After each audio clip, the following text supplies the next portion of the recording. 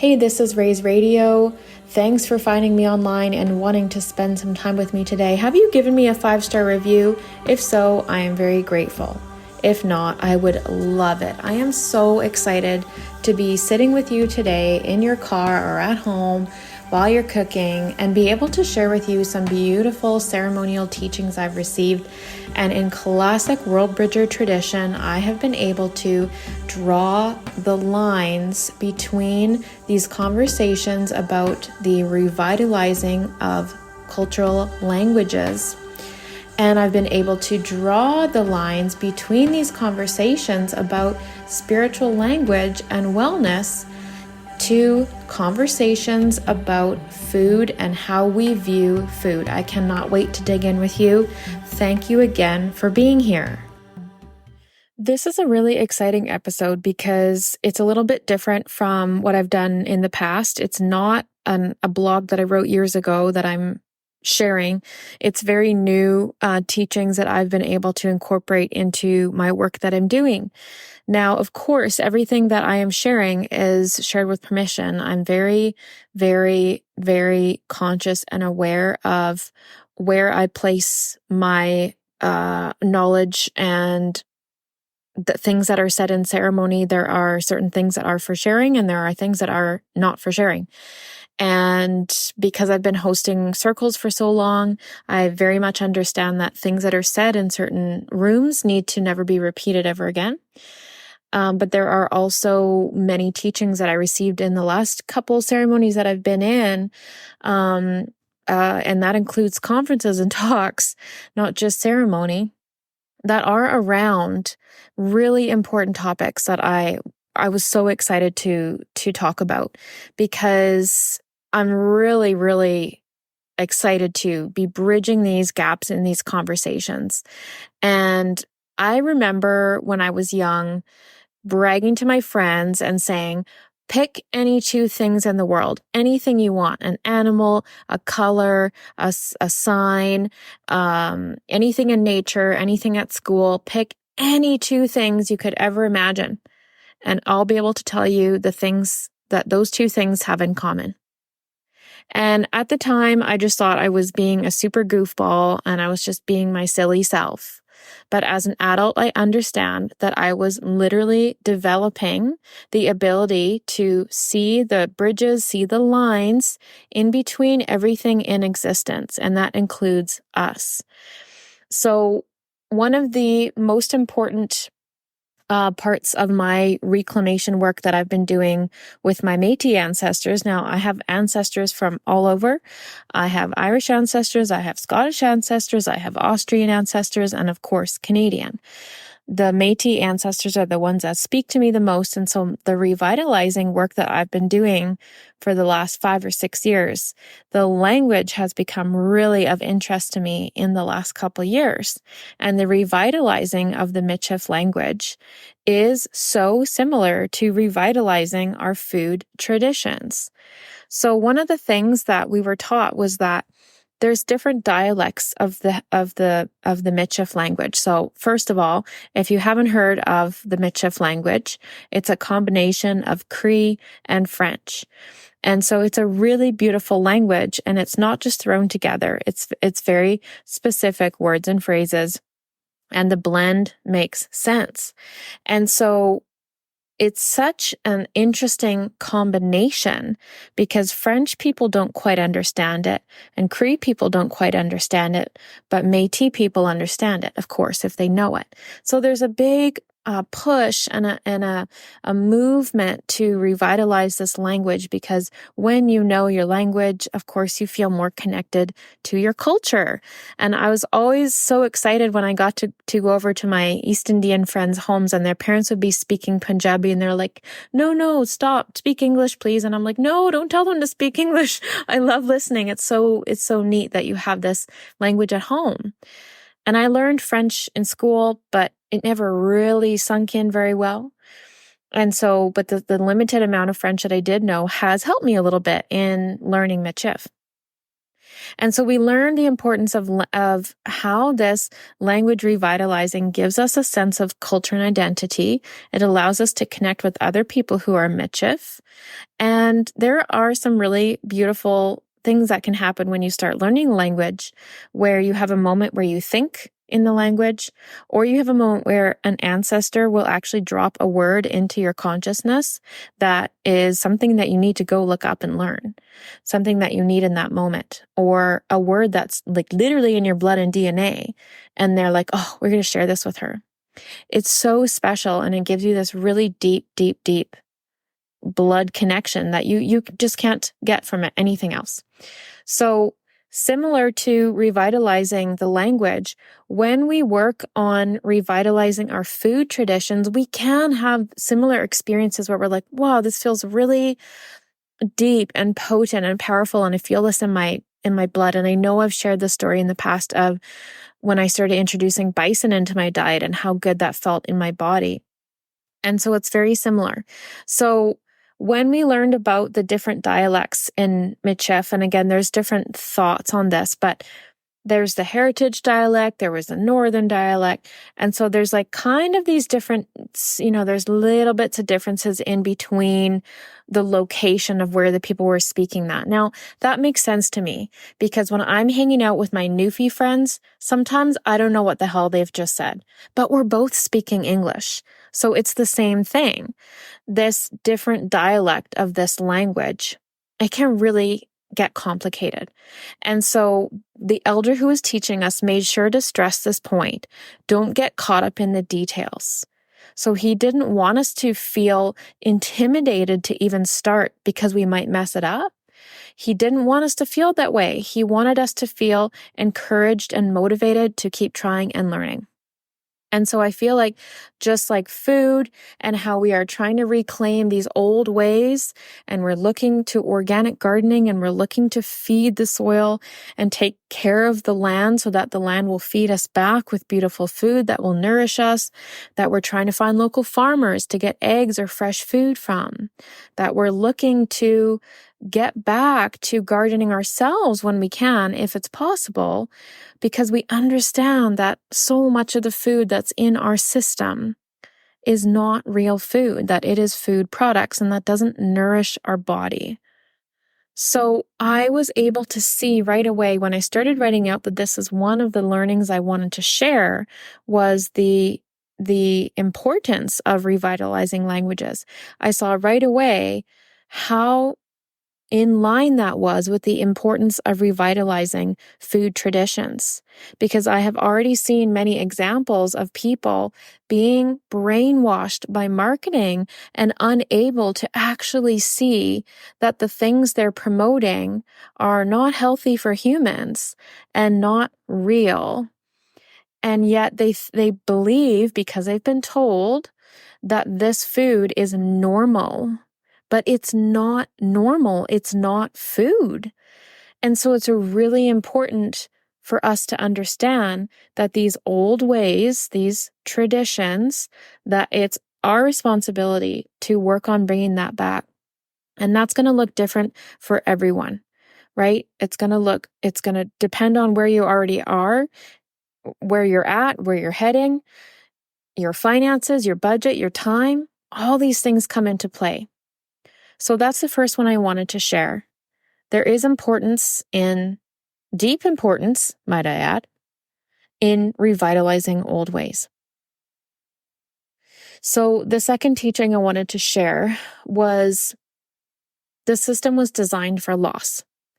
Now, this one was a little hard for some, especially some of the elders, to hear, because, of course, when you think about before contact and after contact, there was lots of opportunities for culture, language, traditions, food, all of this to be taken away. And so because there's been a couple generations away from fluent Michif speakers, that it was just set up that we wouldn't be able to learn that language. It was very shameful. And so my grandmother definitely doesn't speak Michif. Her mom didn't. Her mom would have, So, that's 3 generations away. But again, that was very much hidden away, and it was encouraged to not promote being Métis or Michif, and to actually disregard that culture and just immerse yourself in what was normal at that time, and not want to be part of where you came from. People were actually trying to get away from that.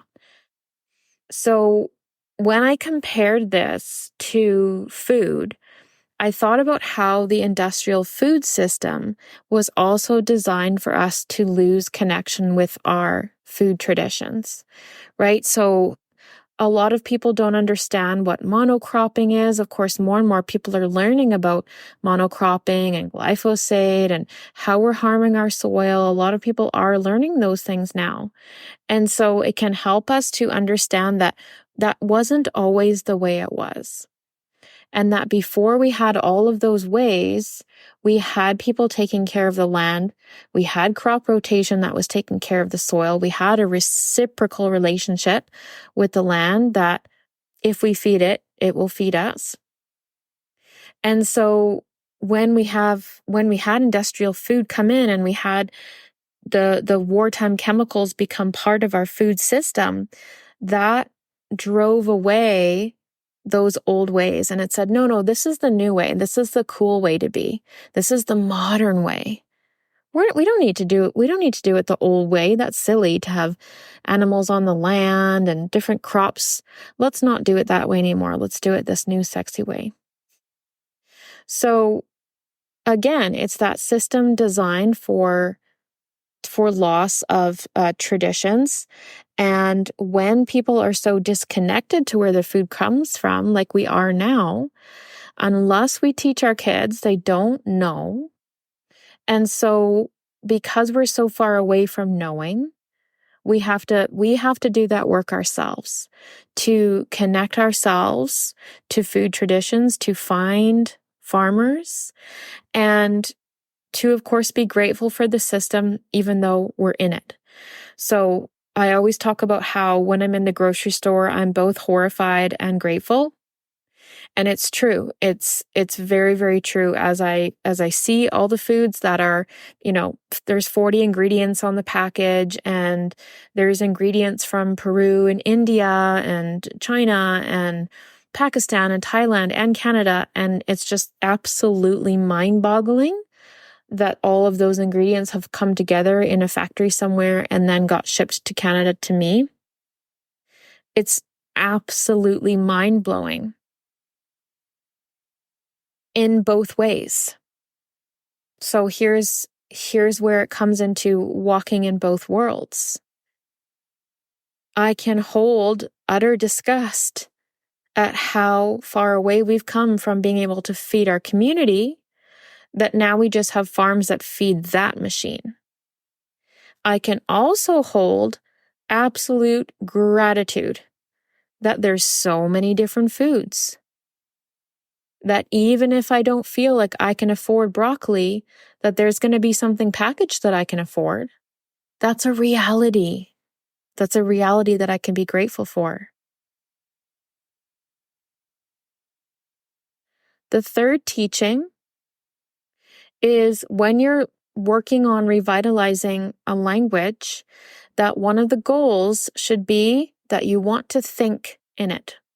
So you want to be able to immerse yourself in learning the language so much that you are able to have thoughts in that other language. Of course, as you're thinking right now, as you're listening to me, unless you speak a different language, you're likely thinking in English.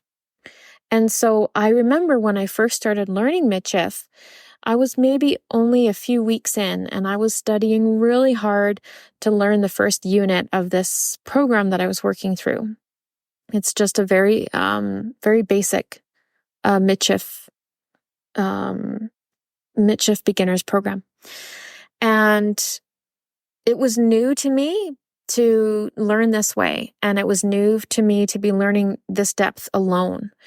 And so I really had to work so hard to learn the first 10 words, the first 20 words, the first 30 words. It was really, really challenging for my brain. But I remember I was house sitting in Rock Creek, and I remember looking out the window, and I noticed, and just kind of my head tilted, and I noticed this big tower on the mountain that I hadn't seen before. It was like, that's strange. I've been here for a week and I never noticed that. So then the thought was, Kikwayanama. And I was like, oh, it happened. I just had a thought. I had a thought in Michif. What is that? Kikwayanama. What is that? Oh my goodness. So how I'm bridging this with food is I want you to think in wellness. I don't want wellness to be this thing that's really far away from you that you just like check the box on. Oh yeah, I had a salad today. Oh yeah, I'll drink more water tomorrow. Oh yeah, I'll exercise next week when I have the time. No, we want to be able to move through our day in wellness. Can I take the stairs instead of the elevator? Can I go up on my tippy toes and work my calves as I'm waiting in the bank? Can I take a few deep breaths while I'm driving before I start the car? Can I choose water instead of alcohol or booze? Can I choose a salad because I want to, not because I feel obliged? Can I listen to a friend who really needs it without there being any obliged requirement? Can I light a candle today and have a meditation and a prayer before bed and give myself proper time to set up for bed with turning off my electronics and making these really smart wellness choices, but they've been embedded into our day. We're not doing them because we have to do it. We are choosing to do it because we want to, because we know that when we have these pieces in place, it will feel really good. And so we want to be able to think in wellness. The fourth teaching was that language, culture, these are all gifts from source, creator, whatever word you use. This is the teaching that was shared was that this is a spiritual language. And I see food as a spiritual gift as well. One of the questions that humans always wrestle with is, what are we doing here? We don't really know. There's lots of amazing ideas. I'm interested to hear people's thoughts. I love hearing our thoughts. I have my own thoughts. But any of those don't really matter. The purpose the purpose of this part of the conversation, is that food is a gift, right? It's pretty amazing that we can put the seed in the ground and give it some water and the sunlight does its magic. And then food comes from that nourishes our body. Like, it's an amazing concept. It's an amazing concept. So anytime I buy food that is really, really fresh, like if I'm at the farmer's market, I'm always like, it's so special to have this food. And this food feels different, like energetically, right? It's very different from grocery store vegetables. So I'm always like, oh, this is so special. And it really, really is a gift. And when we have food on this like special pedestal like that, whether it's local honey or eggs or fresh produce, when it feels good, it makes it easier for us to want to eat it.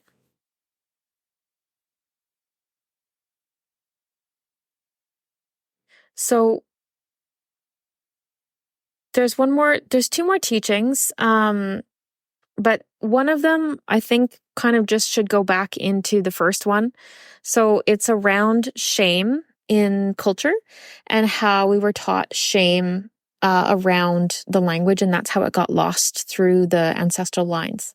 So I think you can probably already figure out that I've tied that to shame around our diets and how we need to be dieting in order to be eating well. We need to be, on a diet. Otherwise, we're not successful. And as you know, I'm sure you likely know my opinions on that. That is not sustainable. That is not wellness. And diets don't work. We already know that. So why do we keep trying? So, of course, the line between shame in our culture and shame in food is to be able to erase that shame, to be able to reclaim it and say, I'm going to learn my language. I'm going to think in wellness. I'm going to embrace wellness without dieting. And that's so powerful.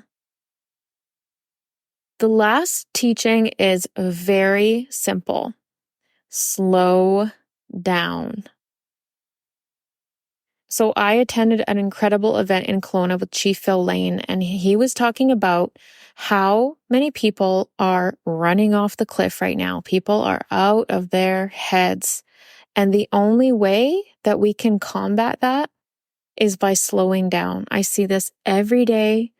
People message me and ask me questions that I have splashed all over my Facebook, all over my website. People are not slowing down to look. They're not slowing down to read. Everything's in a hurry. And when everything's in a hurry, nothing's going to feel good, and we're going to be rushing through our life. So I encourage you to learn the slow life, heal your nervous system and heal your trauma so that slowing down is doable. And that way you can start working on some of these really beautiful ancestral healing pieces that we talked about today, healing food traditions, learning about the connection to food traditions, and thinking in wellness. Also appreciating that food is a gift from source or creator. I hope you have a beautiful and slow day, and I thank you so much for joining me today. Thanks for listening. You can find me online at www.rainadonlutz.com.